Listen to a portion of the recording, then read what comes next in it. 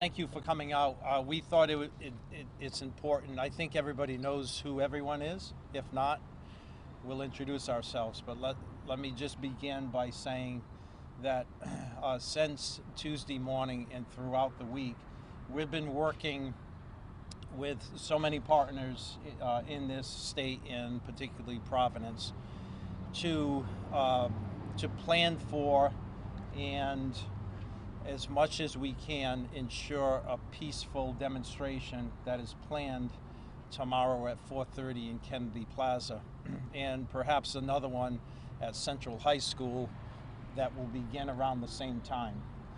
But we want to ensure people in Providence and throughout the state that we've communicated with organizers for this demonstration, many organizers, because there are various groups within this planned demonstration.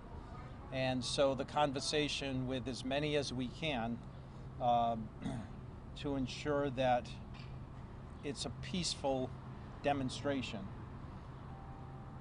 We've ensured them that we'll be present and we'll provide whatever support and resources so that it is a peaceful demonstration, whether it remains in Kennedy Plaza or they go elsewhere during their time that will begin in Kennedy Plaza.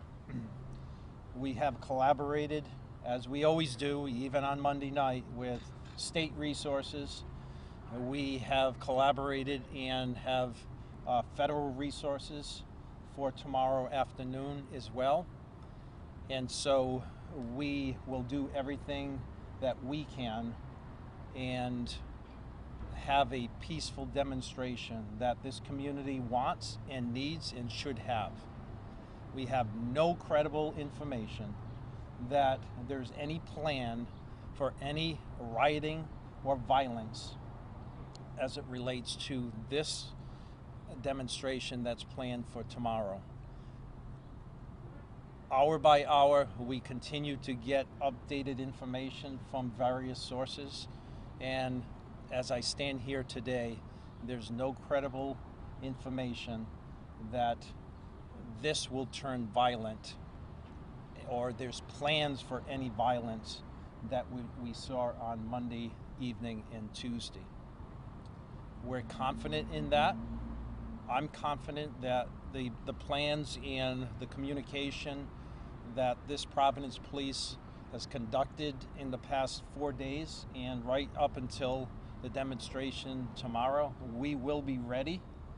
We will do everything that we can so it's peaceful, it's calm, and there's a demonstration that we're seeing all over this country, and hopefully it doesn't turn violent like we've seen in other cities and like we saw, although it wasn't a demonstration on Monday evening, it was completely different what we saw and what we had to deal with Monday evening into Tuesday. We have a tool with the mayor's executive order for a 9 p.m. curfew.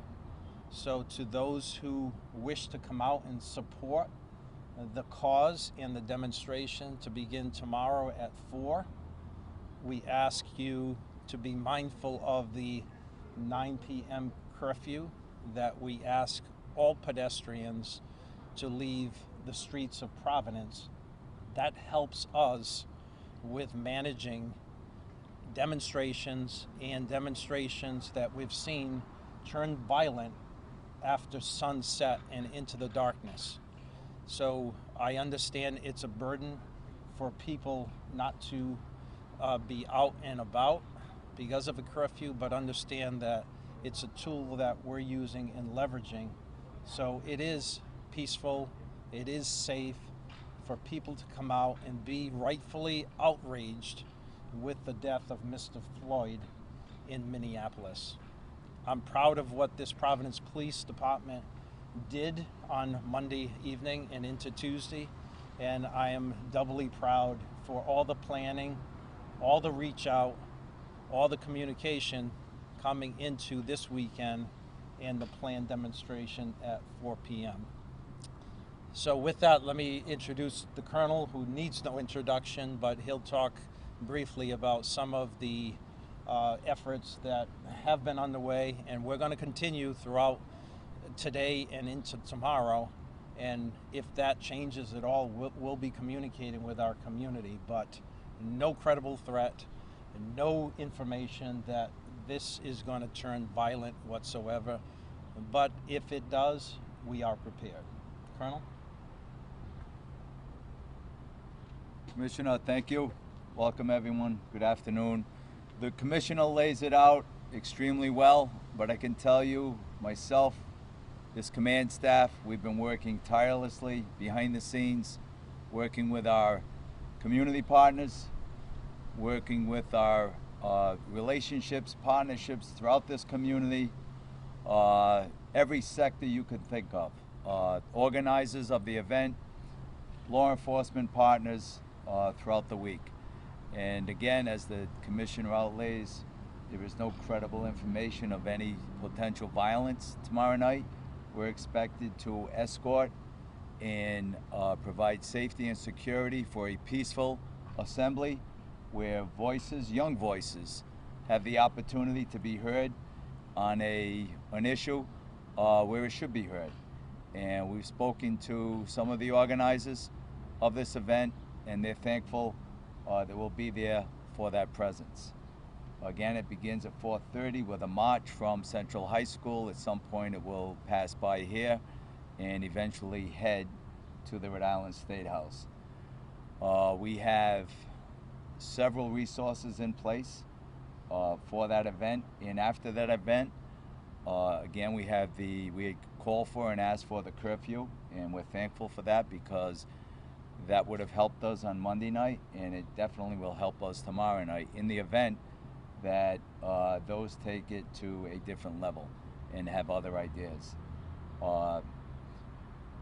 We will take it to a level of enforcing the law if some decide they want to go that way. But we're very confident that it will be a well-attended but peaceful event tomorrow night. Thank you.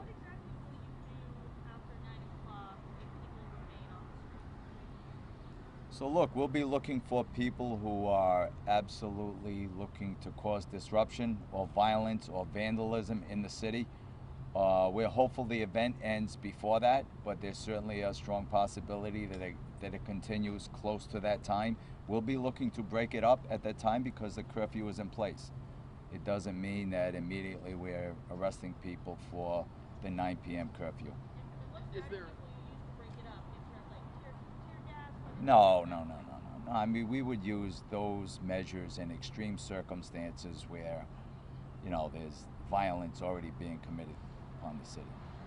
But we're hopeful that this event ends before that time. But there's, as you know, certainly the possibility that it doesn't. I guess you sort of answered that, but I guess the likelihood is possible that an awful lot of people remain after 9 p.m. and right. Not just a few people where so the plan for if a large population of people remains and not just a few.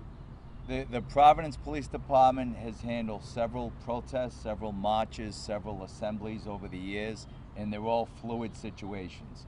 And we determine the tone at the moment, and that's what we'll do tomorrow night. You called on other surrounding communities the other night. Do you have plans in place with other communities to augment your forces? We do. In the event that circumstances take place like they did the other night, we have that in place. They won't. Yes, they won't be here. The National Guard and the Rhode Island State Police have coordinated with members of our command staff throughout the week. But as far as municipal agencies, we have been in contact with them, and if need be, thankfully, they're willing to assist as they did on Monday night. And the National Guard will be present if they are needed? Yes. We've seen in other communities, police commanders, chiefs march with protesters, sort of participate with them, and that seems to have worked in other communities to keep the peace. Are you planning on anything like that to sort of actively participate at all yourself or any of the leadership here? So look, we haven't been asked, and we'll be there from the beginning to the end of this event. And again, they're all fluid situations, and we've done A to Z here in this city. So yes, we'll play it by ear. Colonel, could you explain to at what point the state police or National Guard would need to be used?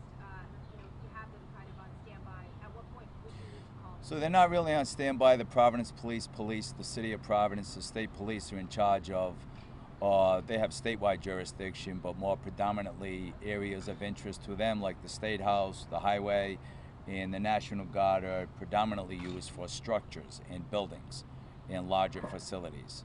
So that's kind of the game plan. So they'll be positioned at the State House? Yeah, we're not going to say exactly where they'll be. You can get that from them, where they'll be positioned, but that's predominantly and essentially their role. We'll police the city, and those other agencies will participate in the way I just identified. Are there any lessons that you learned from Tuesday's violence? I know you guys had several hours of heads up on that. You were at the mall, you were very prepared. It did escalate. So what lessons did you take away from that you might use tomorrow? So look, we always debrief and we try to get as much intelligence and information ahead of time. There was spotted information prior to that event. We have more for this event. There's always lessons learned, and we always debrief after big events like that. But I don't think it's appropriate to bring them up at the some of those items at the press conference. But yes, we did learn a lot from the event on Monday into Tuesday morning that we will absolutely take into tomorrow night. Are you still, in that investigation, are you still trying to find the person that instigated or organized the riot?